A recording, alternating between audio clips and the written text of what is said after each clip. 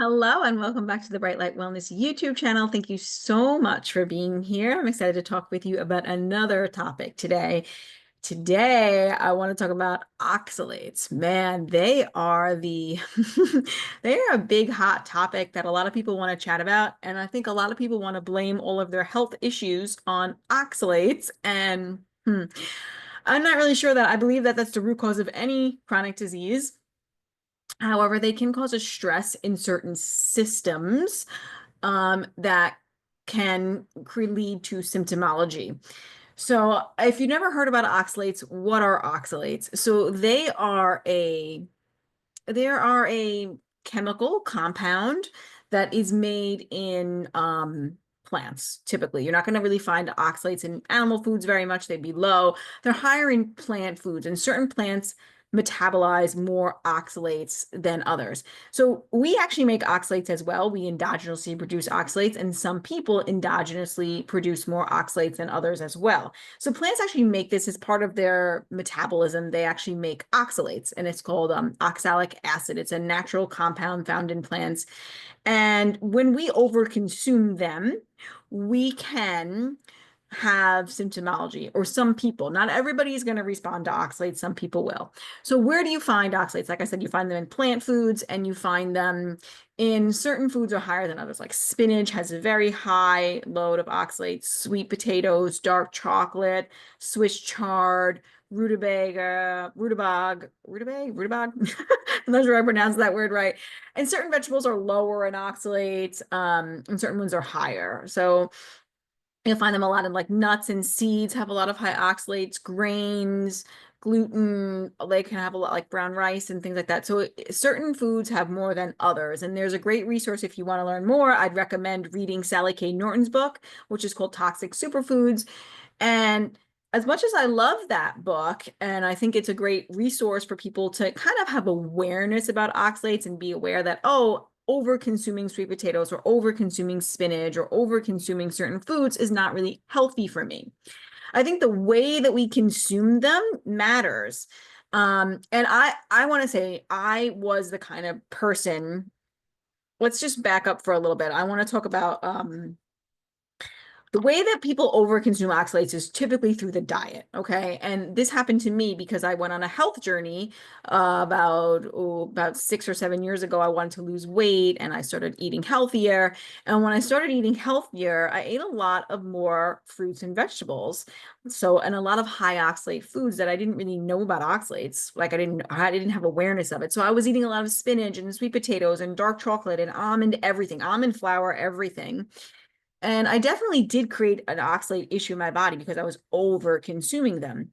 And you do have to be careful of just like eliminating oxalates out of the body, because what happens when you just kind of remove them very quickly, we get what's called oxalate dumping. And I definitely experienced that. I know how hard that is and how stressful that is on the body. So if you are consuming a high oxalate diet, you would want to go down slowly in removing those from your diet, because I did it in a very fast way. And that's very stressful to the system, and it puts the body in the cell danger response because the body's like, this is a threat. All of a sudden, we're not getting these. So the body's like, I'm going to eliminate them. And then it's like really stressful. And then it increases your histamine issues. So there's a delicate balance here.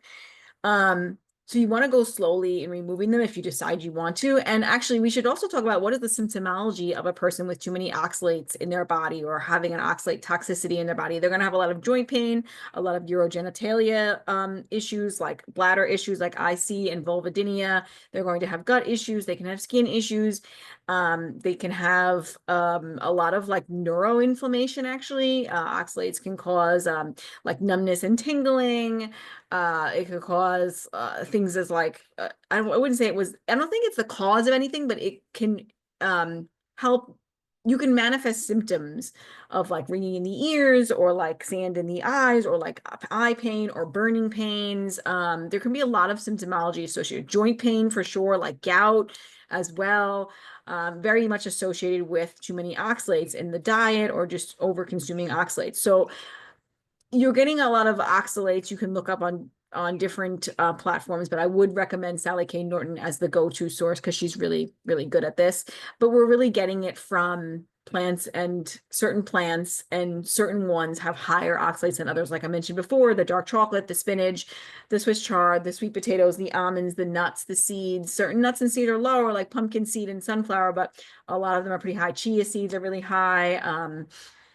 A lot of the foods that I was eating, like certain berries can be pretty high, like blackberries and raspberries are higher. So certain fruits and vegetables, tomatoes are pretty high, especially like anytime it's condensed, like in a sauce form, it's going to be higher. But anyway, that's not the point of the video of where we get oxalates from. And I want to just talk about this whole like fear mongering around oxalates, and that like removing oxalates from your diet is really just a band-aid solution. So when I removed oxalates from my diet, it didn't really heal me. I mean, it did kind of reduce symptoms, but like I couldn't still, like a healthy person should be able to eat a sweet potato and not have a health issue. A healthy person should eat dark chocolate and almonds and be okay. So removing the food is not necessarily the cure. It just is like another band-aid approach, but you need to actually work on building your health back up so you can then tolerate other foods, because we should be able to tolerate these foods. Now, the way we consume these foods actually does matter, and I wanted to talk about that, like the preparation methods and things like that, and what we consume them with, like these things matter. So we do want to be like, we should be cooking foods like spinach. We shouldn't be eating it really raw, or like we should be, and this will help remove some of the oxalates when they're boiled. Spinach is so high that it doesn't really get removed, but a lot of other foods like broccoli, if you boil it, and you will reduce some of the oxalate load. So we should be cooking these vegetables. That's the better way for us to be consuming them. And also we should be eating them with probably more calcium. Because calcium actually helps with oxalate issues. So we should be consuming, like if you were going to have broccoli, it'd be great to have it with some cheese, right? Or if you were going to eat, you know, spinach, maybe you would have that with cheese also. Like if you were going to eat these foods, it's better to eat them with a calcium rich food as well. That would help slow down or help mitigate some of the issues that oxalate could cause. But I also wanted to touch on the fact that if we are eating a local, seasonal, organic, ancestral diet, we wouldn't be over consuming oxalates. Like we're not meant to eat like tons of chia seeds and like tons of almond flour, and like if we got like some blackberries, we'd be eating a little bit. We wouldn't be eating like a ton, and we wouldn't be eating them all year round. So like if you live where I live in New York, there's seasonal variations. And there's a big portion of my time period, because I do eat a local seasonal diet, and I've done that for a few years now, and that's really helped my health get back so much. But there's a long period of time throughout winter where I'm not eating a ton of fruits. I'm not eating any fruits. I'm not eating any vegetable. I'm not eating tons of vegetables. I'm certainly not eating a lot of leafy greens because they don't exist in my environment.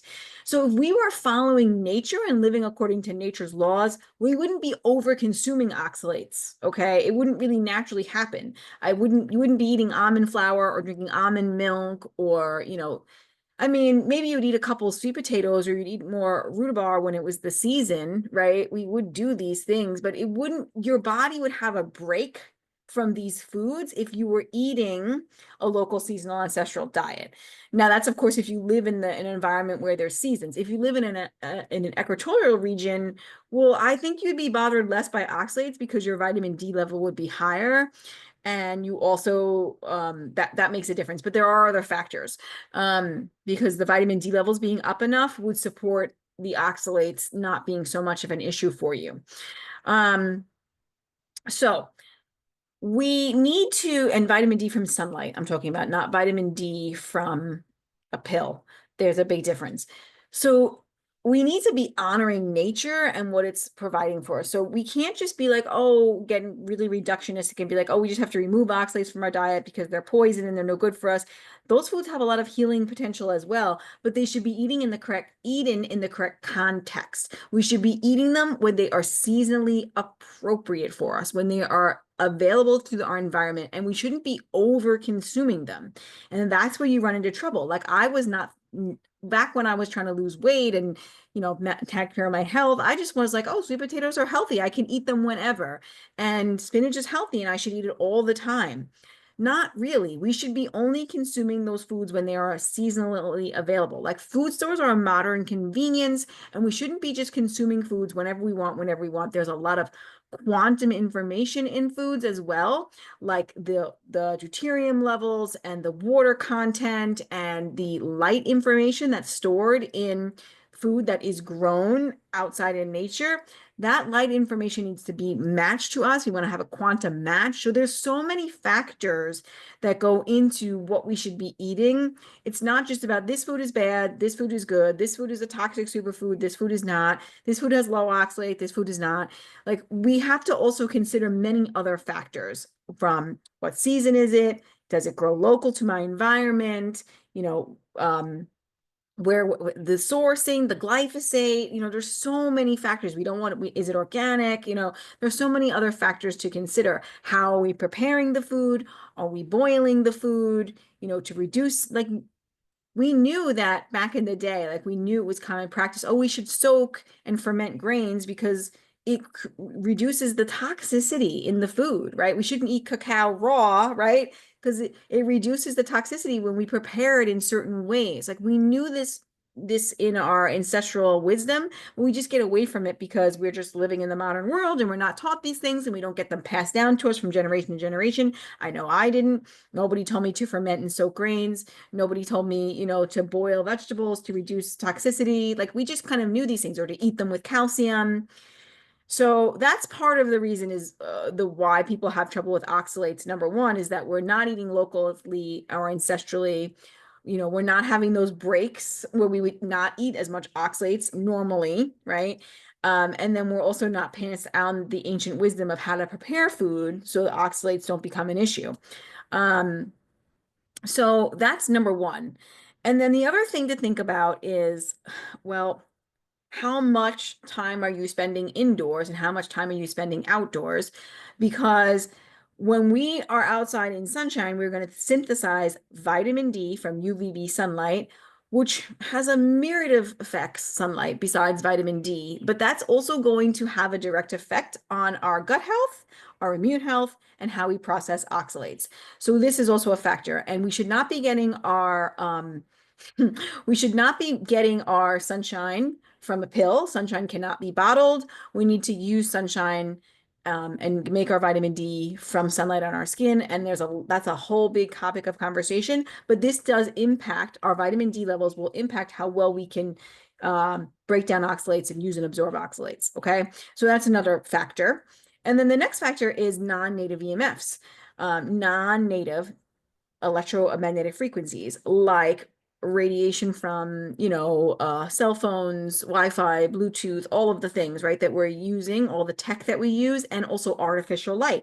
This also, it's a form of non-native EMF, artificial light, like fluorescent lighting, artificial blue light, LEDs. These are all non-native EMFs, non-native electromagnetic frequencies, and they have an impact on our biology.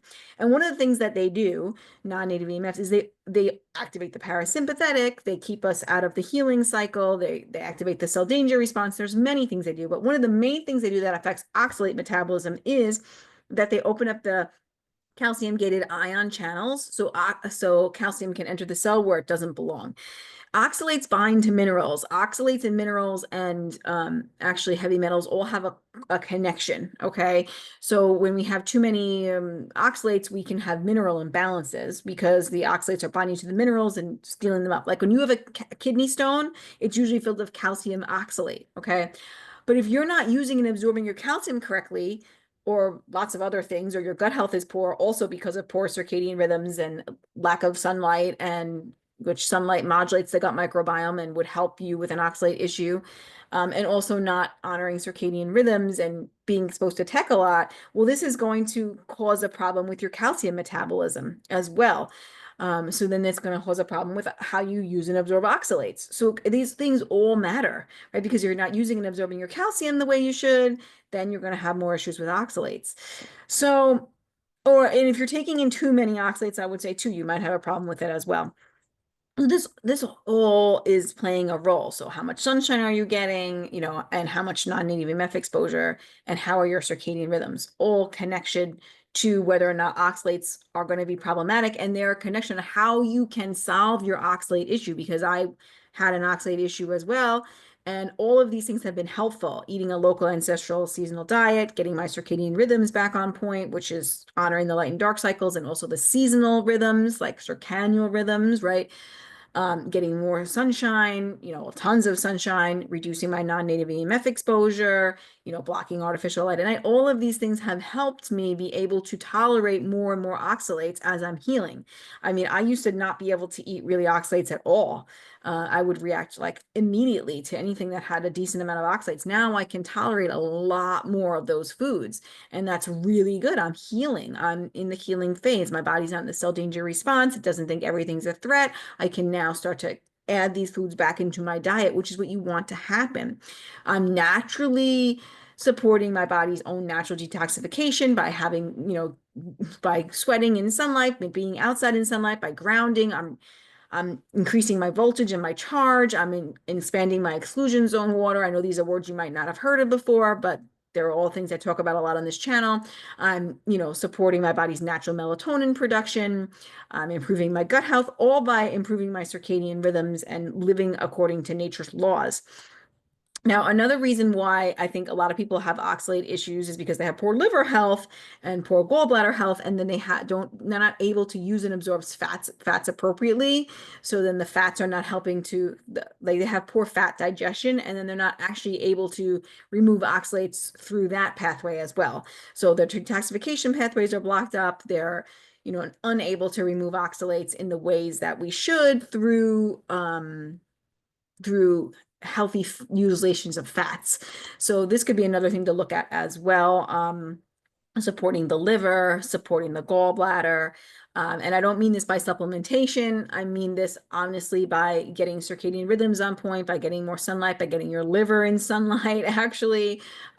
You may need a supplement or two to support you, but I think of the supports I use more as food. So eating more foods that would support fat digestion would help. So eating more like whole, real foods, of course, and whole real animal foods like egg yolks and animal proteins and all of that are going to support healthy digestion, but also adding something like phosphatidylcholine in, which is a supplement I use. That's I get that it's not. I don't really like to say it's a supplement because it's a nutrient. Any kind of supplement that I take or supplemental item I use, it's always comes from a whole real food source, which phosphatidylcholine is a whole real food source. I use the Body Bio one, and that's in my free product guide or link below. My discount code there is Bright Light Wellness if you want to get some.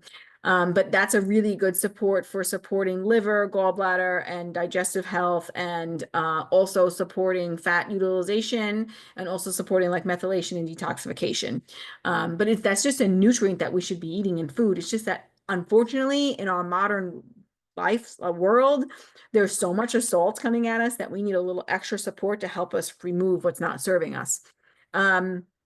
And now the other thing I would say is mitochondria function is really poor, not really working optimally if we're struggling with oxalate issues. We really need to work on that. And again, I work on mitochondria function with my clients through all the things I mentioned: correct circadian rhythms and exposure to, reducing exposure to non-native EMFs and blue light toxicity, and, really supporting their cellular health, getting them out of the cell danger response, because our mitochondria are actually sentient beings. So they're always sensing the environment. So I'm helping my clients, bring levels of safety, which circadian rhythms bring ton of safety to the body, and grounding and all of that, and honoring nature brings tons of safety to the body.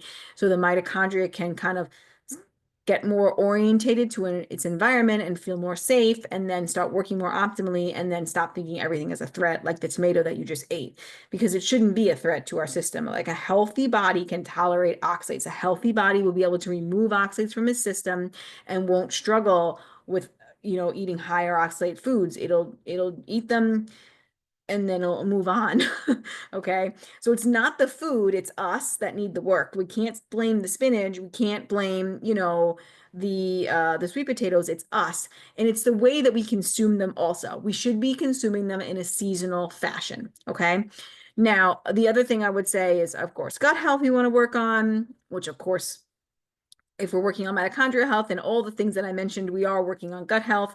But the other issue with our gut health is that we use and abuse pharmaceuticals and antibiotics, and these things damage our mitochondria health, damage our exclusion zone water, but then they also damage our gut flora. And we need certain beneficial bacteria to, help us break down oxalates. And sunlight is a great way to diversify your gut microbiome. And so is being connected with nature, like earthing. These are all really great ways to diversify the gut microbiome. So that will help. But sometimes we've taken so many antibiotics and suppressive medications that our immune system is so suppressed, it's not working appropriately. And we also have really diminished our gut flora and our beneficial bacteria. Yes, bacteria is beneficial to our body and helps us break things down. So if we've diminished all that, we need to start replenishing those things. And that can be from getting in more sunlight, getting in more grounding, having appropriate circadian rhythms, all will help. And then also eating like fermented foods, if you can tolerate them, like yogurts with different beneficial bacterias and sauerkraut and other fermented vegetables. This can all help. And then I have different yogurts that I make that have different special beneficial bacteria in it that support that. L-reuteri happens to be one of the beneficial bacteria that if we consume too many, or we've taken too many antibiotics, we lose that one. And this also can be passed down from us generationally, because we get our gut microbiomes from our mom. We also get a healthy gut microbiome by being born vaginally and by being breastfed. Like there's so many things, right? But that gut microbiome is passed to us from our moms. So if their flora wasn't great, then our flora isn't great. If their mitochondria wasn't great, then ours isn't great. If they have a lot of trauma and ancestral stuff going on, like a lot of trauma and a lot of damage to their mitochondria, we get all that. So that's another thing to think about. So there are so many factors here, but we want to replenish that with good, healthy, whole, real food that is seasonal, local, and then adding some ferments. And if we can tolerate it, like fermented dairy is another way to go, like cottage cheese and fermented aged cheeses and things like that.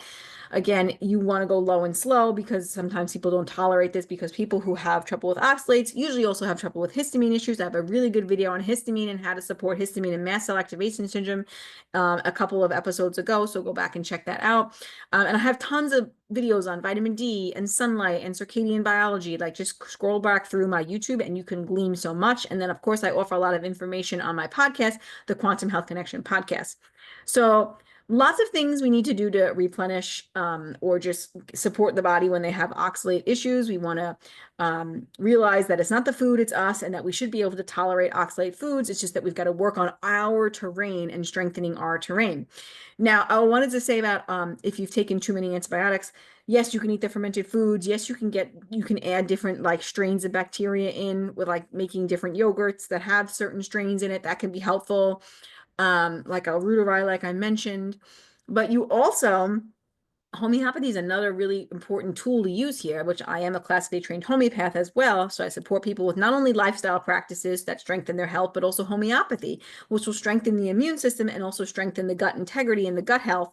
And it will reverse the negative side effects of suppressive therapies. So like if you've taken too many antibiotics, okay, this can help reverse that situation using homeopathy, and it can help strengthen the gut flora and the immune system and all the things, right? And our immune system is, mostly in our gut. So we're going to strengthen all of that with using homeopathy as well. And if there's an emotional component, which there typically is, that can be helpful. And I found for me, like when I learned about oxalates and I reduced them because I was so fearful, and then I had so much food fear, afraid to eat any chocolate and any sweet potatoes, and God forbid I ate a raw carrot or something, like it was just like, I don't think that that's healing. I think that's noise, and I don't think that's helpful. It's good to have awareness. Oh, don't eat spinach every day. Oh, don't eat Swiss chard every day. Oh, don't eat a sweet potato every day. Maybe almond flour, everything is a bad idea, and almond milk is a bad idea, and too much of things are not good. It's good to have awareness about that, but we don't want to be like so rigid and so fearful, because what is that message sending to our body? Like our mindset matters. And if we feel so fearful of food, we're perpetuating that threat, that food is now a threat. We don't want that to be. That is not what I'm trying to say here at all. But awareness is good to have, okay? We also endogenously make our own oxalates, like people naturally do that. Some people make more. That's called hyperoxaluria. That's something that is like a medical condition. And I don't know much about that as well. I mean, I don't have hyperoxaluria, but there are people who do, and they endogenously make too many. But you can also make too many if you're dealing with like mold or fungal infections as well, because they will actually populate more oxalates. So you want to get those under control. And again, that doesn't mean you're going to go do a kill protocol for mold and fungus, because it will likely just come back unless you reduce susceptibility. That's again, we're strengthening the body's health is what I like to do. So we're focusing on building a person's redox, building the person's mitochondria function, building a person's redox, building your health at a cellular level, making you stronger so you are not so susceptible to these infections or these fungal overgrowths. And on that note, these like bacterial, fungal, parasites, all these things, they had something called pleomorphism, where they can actually shift and change from one to the next based on your health and your terrain. So the bacteria can shift into fungus, and the fungus can shift into parasites. And I'm of the mindset that your body never makes any mistakes, and your body is very wise. And if it's dealing with a fungal overgrowth or a parasite overgrowth, it's doing this for a purpose.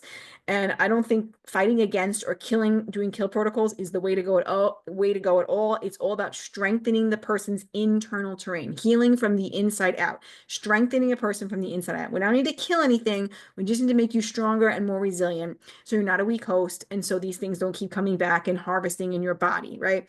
So I do this by working on definitely all different kinds of lifestyle practices, a lot of them in the quantum biology realm, in the mitochondria realm, in the cellular health realm, in the circadian rhythms realm, in the circannual rhythms realm, infradian rhythms. I talk about all of these things to really support a person at a cellular level, okay? Non-native EMF exposure, artificial light exposure, really our modern world is really fueling disease. So we need to like get back to more of the way things used to be, so we're not so weak and depleted and unable to eat a sweet potato, right?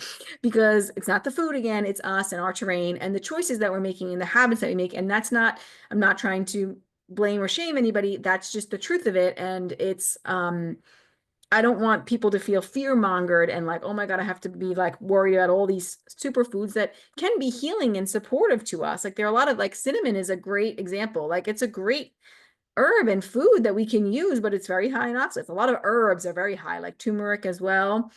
Um, Black pepper happens to be high, a lot of herbs, but they can be healing and they use in a medicinal way in small amounts. But when we overdo them, that is a problem. I don't recommend overdoing these things either. Okay, so I've said a lot of things. I want to talk to you about some opportunities and some ways you can work with me and ways that you can support oxalates in your body. So just some tools and tips is A, you should eat a local, seasonal, organic, ancestral diet. That's going to, if you're eating organic, it's going to strengthen your gut health because you're not going to be having glyphosate in your system, which is actually like an antibiotic on our gut. You're going to be, if you're eating with the rhythms of nature, right? You're eating with the seasonal, what's seasonal and local in your environment. It's going to strengthen your gut health. It's going to not have you overloading oxalates. You can learn more about that. I have a webinar called Ancestrally and Seasonally Nourished, which teaches you how to eat an ancestral seasonal diet and how to eat with the seasons. And it's tons of information. It's a 2-hour webinar is included with an ebook, which has also recipes. So it's about 150 recipes there on that ebook.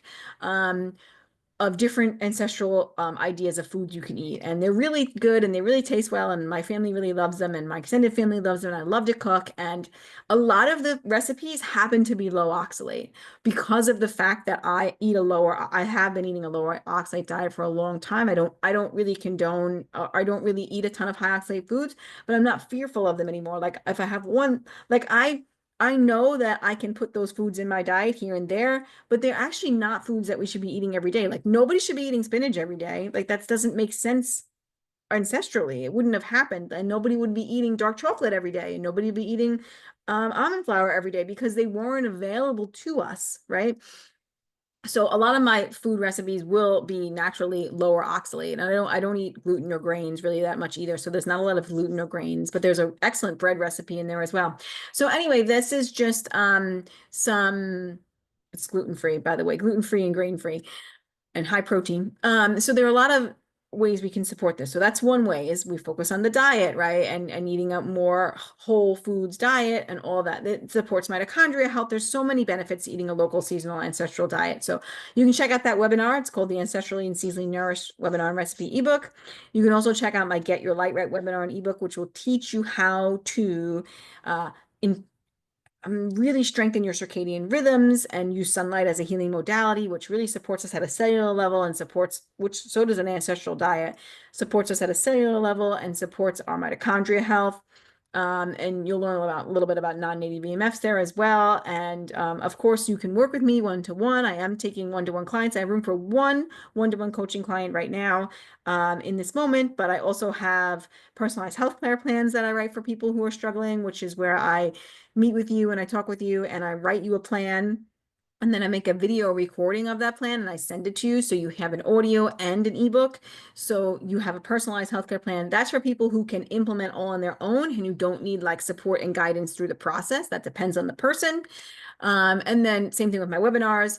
They're more for people who can implement on their own and just watch and learn and then do. If you need support, that's what I love to do. And that is my job. I am a coach, a health coach, so I will support you there as well with one-to-one coaching. Or you can book in with me on my services portion of my website. My website is called brightlightwellnesscoach.com, and you can book on me with services. And I have nutrition and lifestyle audits. So you can work with me there as well and just book in, like, you don't want to say, I don't want to commit to 3 months of coaching. You could just book in for one session and then do follow-up sessions.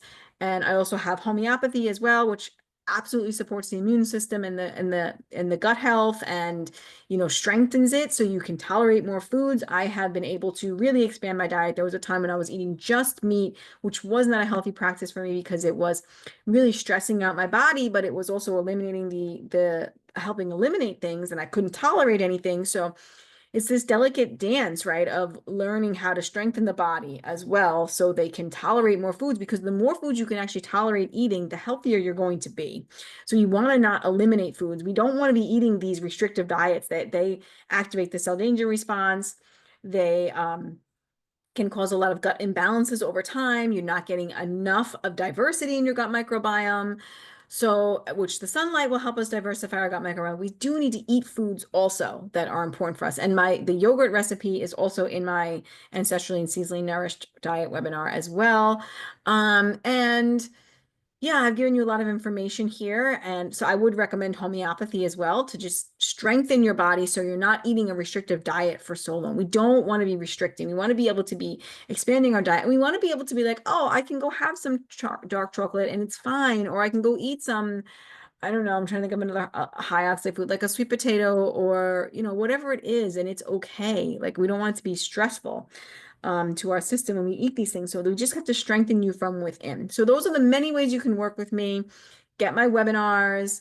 Also, my cellular hydration one is fantastic. I think it's people don't realize how much the way that our mitochondria make exclusion zone water has an impact on our health. So that's another great one. And yeah, I look forward to supporting you in the future. If you have questions about this video and about oxalates and what to do, I don't think that diets and supplements is ever the answer to really healing. We need real lifestyle changes that support health and healing, and we need energetic modalities that run deeper, like homeopathy. I also have a free What is Homeopathy webinar linked on this YouTube channel as well. So if you're interested in learning more about homeopathy, I'd suggest that. So take it from somebody who's been down the oxalate road very, very heavily and was so fearful of oxalates and so fearful of foods and restricting her diet so much, and restricting my diet more just led me to more health issues. Honestly, I lost my cycle for many months. Now I have this awareness around oxalates and what they can do to people. And I have awareness that we shouldn't be consuming them all the time. But I don't think that it's the oxalates, it's us, and we need to fix our internal terrain and fix our internal situation and strengthen our internal bodies. And I help people do that. So if you're ready to work with me, check out the links in the show notes below. My website, brightlightwellnesscoach.com. You can email me at contact@brightlightwellnesscoach as well. You can comment on this video below. Let me know your experience with oxalates. Let me know how it's going, and let me know if you need support. And I look forward to supporting you in the near future. Have an awesome day.